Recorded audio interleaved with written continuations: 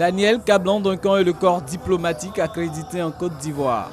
C'est l'histoire d'un partenariat qui dure depuis maintenant 6 ans. Un partenariat célébré chaque année autour d'un déjeuner offert en l'honneur des diplomates étrangers.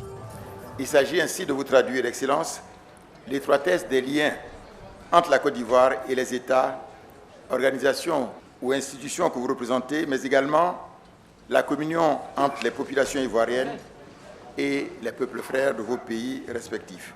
Moment de communion, mais également de reconnaissance pour le vice-président ivoirien à l'endroit du corps diplomatique. Excellences, Mesdames et Messieurs, pendant 4 années, en qualité de Premier ministre, chef du gouvernement, j'ai bénéficié de l'appui constant de vos Excellences, ainsi que de l'accompagnement stratégique et technique des institutions de développement que vous représentez en Côte d'Ivoire. Je voudrais donc vous exprimer, au nom de son Excellence M. Alassane Ouattara, Président de la République, notre infinie gratitude pour toutes les actions que vous avez initiées et mises en œuvre pour accompagner la Côte d'Ivoire sur le chemin de développement économique et social. 2017, une année que les ambassadeurs étrangers espèrent prometteuse pour la Côte d'Ivoire.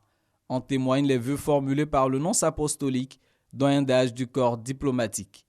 Monsieur le vice-président, nous voudrions vous présenter pour l'année 2017 les souhaits d'une année heureuse, fructueuse et paisible.